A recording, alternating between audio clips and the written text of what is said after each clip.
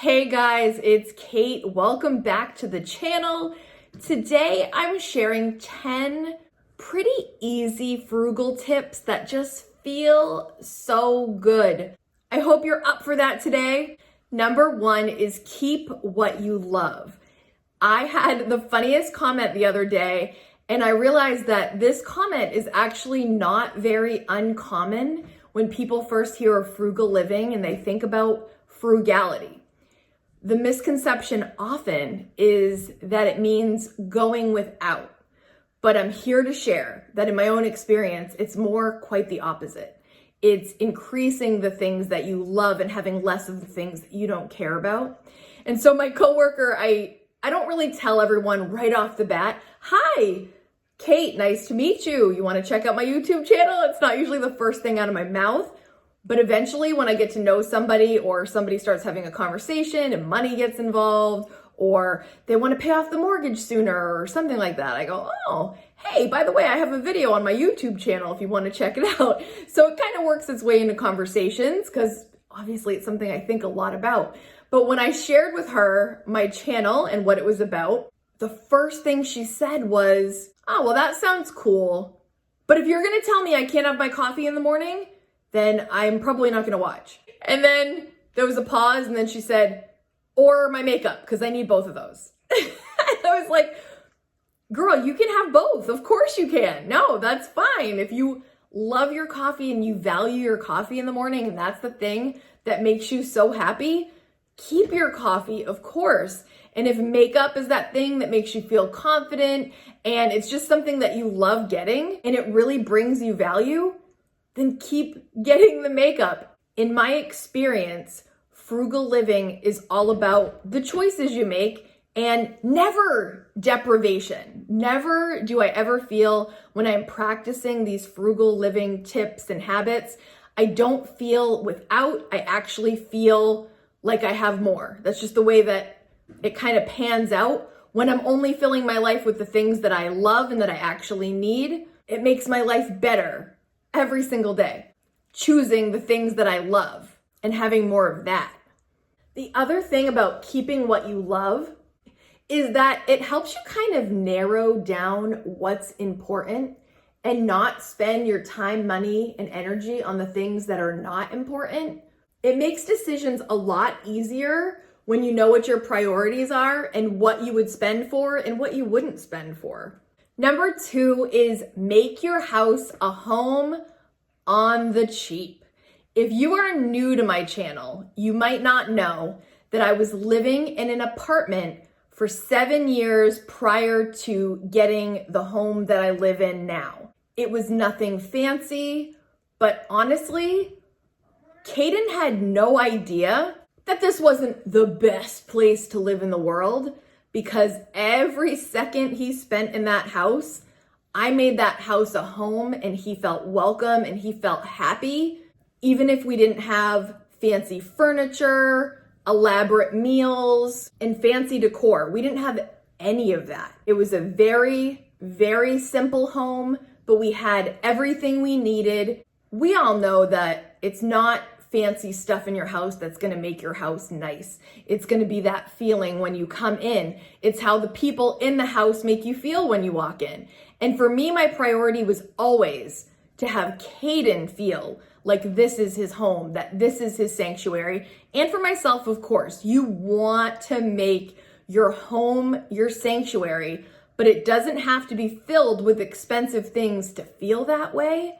One of my favorite topics, honestly, you guys, is making your home a sanctuary, and you can make your house a home on the cheap, on the frugal tip, by repurposing certain pieces, by moving stuff around. Sometimes just moving the furniture around can make it feel fresh and new again. Hang pictures in a different spot, move some throw pillows around, maybe spending a little here and there. I got a new comforter that I shared with you guys a couple weeks ago for like $12. It was originally $100. You know, little touches here and there. But remember that making your home feel cozy and special and safe and happy has nothing to do with filling it with expensive things.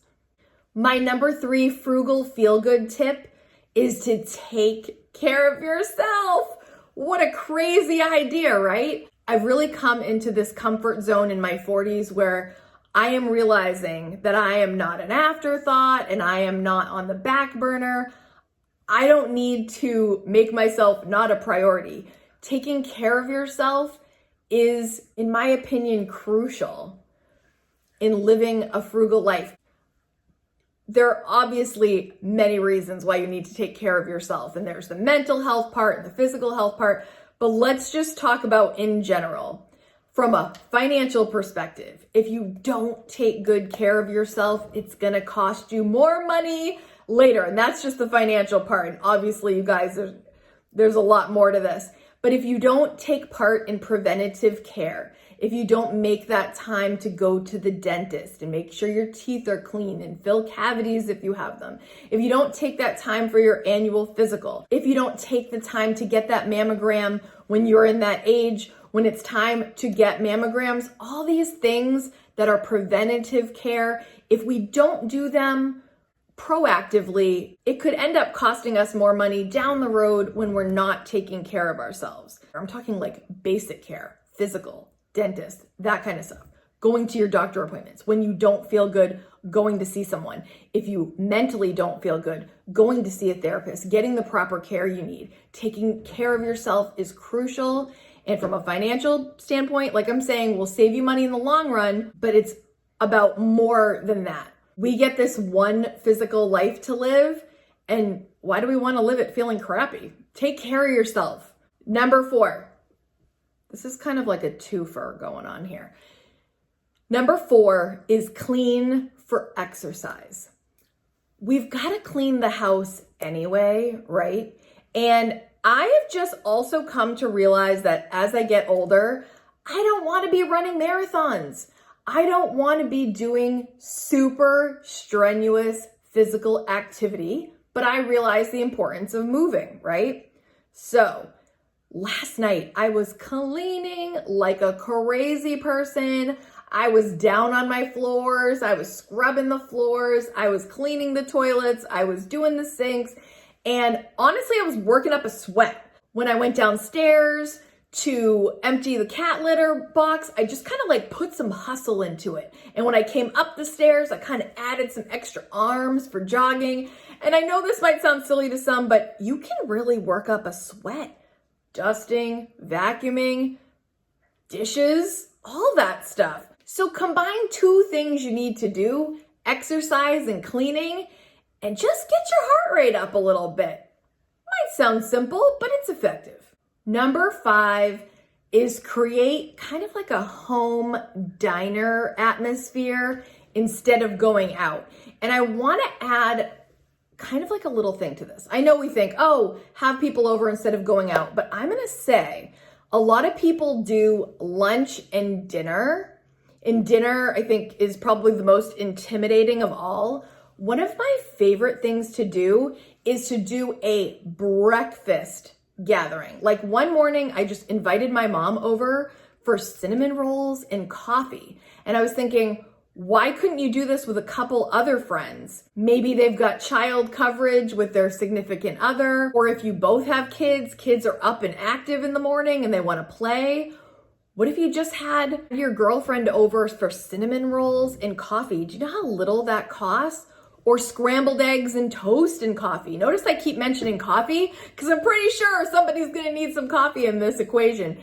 But really, a breakfast little gathering is super cheap and super fun. And then you got the rest of your day to do whatever. Let me know in the comments, have you ever done this? Do you gather for breakfast? This could be Saturday or Sunday. Something simple, easy. I mean, if it's just you single ladies, or anybody really, you could just come over in your pajamas still if you want to. Depending what you've got that day, you could have some pajama drama first thing in the morning. Or you could just dress normal. Either way, I know we're all adults here, but you get what I'm saying. I feel like people don't get together for breakfast in the homes. You might go out for brunch. You might go out for, that kind of thing. But I think that if you have breakfast at home with some buddies, it could be a lot of fun. Number 6, while we're talking about food, Make some vegetarian meals throughout the week instead of having meat every time. I don't buy a ton of meat. I've told you guys this before, but lately I've been incorporating it kind of into my grocery budget a little bit more than I normally do. And man, it adds up fast. So I would just say if you're trying to save a little bit of money, just go vegetarian a few times a week. You know, instead of having to have some elaborate meaty meal, maybe just have a grilled cheese and some soup on the side. Or, I feel like I talk about this way too much, but breakfast for dinner, you could have pancakes, you could have eggs and toast, you could have French toast. Hello, the options are endless. And it just costs way less than a meaty meal and tastes delicious. Number 7 is something my family recently has embraced again. And this is something you know about. You probably did it when you were a kid maybe, but you haven't done it in a bit. We have brought family game night back, but it's also usually with like some dinner. Like for example, I just said about the meat, but Kaden loves chicken burgers. So tomorrow night, my family is coming over for chicken burger night. We're gonna have warm chocolate chip cookies for dessert, and then we are going to partake in an epic battle of Clue Master Detective. Mr. Green with the candlestick in the library. You know what I'm saying? Some serious family fun. We have taken to this game again. Me and my brother used to play all the time as kids. We loved making that guess and pulling out the confidential and seeing if we got it or not. We were master detectives, and now we are again, and Kaden loves it. He's doing really great at it. It's really good at like deductive reasoning, trying to find out who it could possibly be, especially with the master detective. Have you guys tried the master detective version? I'm looking it up for you right now. I will leave the link below because it's totally worth it if you like Clue and you want to take your game to the next level. There are more rooms, more weapons, and more suspects. Super fun, highly recommend it. I will leave a link down below for you to grab a game. It will last you literally years and years of family fun. Okay, number 8, while we're talking about shopping. Now, this might be something you guys already know, but I have never heard of this before, but also it's because I'm not a big eBay shopper. But this is what I learned and I thought I would tell you, because raise your hand if you shop on eBay. Let me know in the comments. I guess you can't raise your hand because I can't see you. But leave it in the comments. Are you an eBay shopper? Do you get stuff on eBay? This is what I learned. I'm gonna read this to you because at first I was like, wait, what? The tip is eBay has a trick to find cheaper items. It's to use fatfingers.com. Not sponsored. Like I said, I just learned about this. The trick relies on one small fact. People often make spelling mistakes on eBay.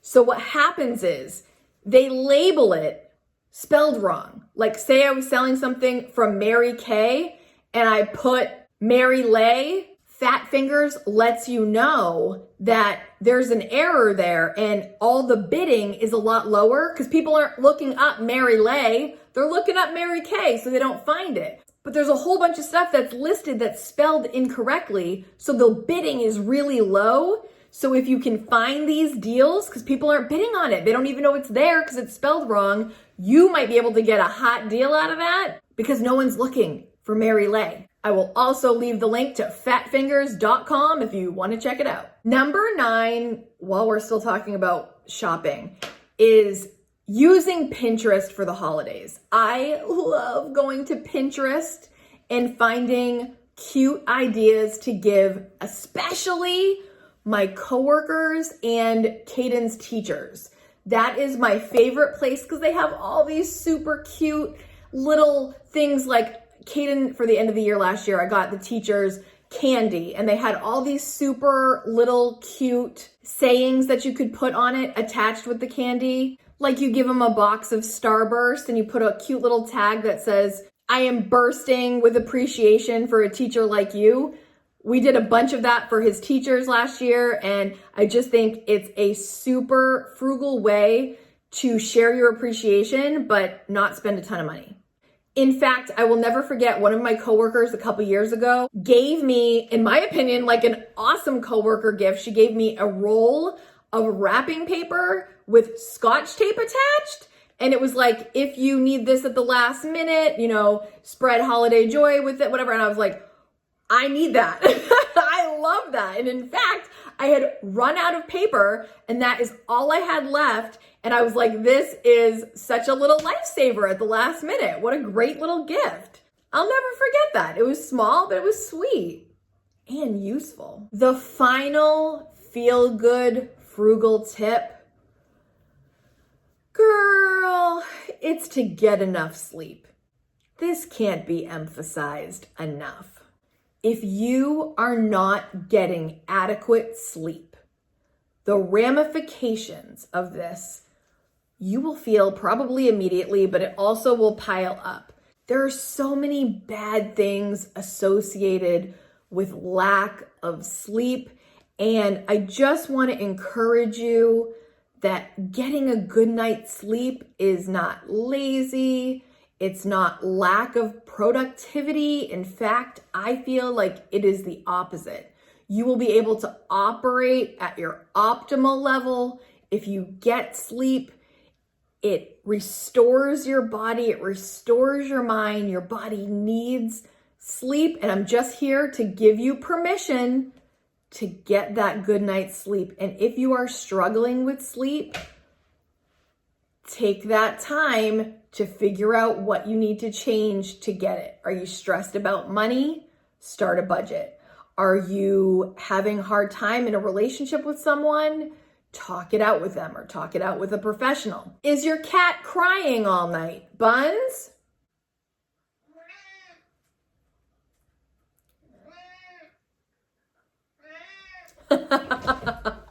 Right on cue. Do what you've got to do to get that good sleep, my friends, because it's going to keep you healthy. It's going to keep you happy. It's going to feel good to get that rest. And I'm telling you, sleep is precious and it's needed. Now is your turn. After listening to these 10 Feel Good Frugal tips, what is your favorite one of these 10 that we just discussed? I would love to know in the comments. If you are not subscribed yet, please take a second, hit subscribe, hit that thumbs up. It really helps my channel get to others that want to talk about frugal living. Maybe say hey to Kaden in the comments if you want to. And maybe Buns. And maybe the Buns. Buns, look at the camera. If you like frugal living tips, I'm going to leave a couple more videos right here on the sides for you to watch next so you can have some more frugal living in your life. Thank you so much for watching, guys. Have a great week. We'll see you in the next video. Bye, guys.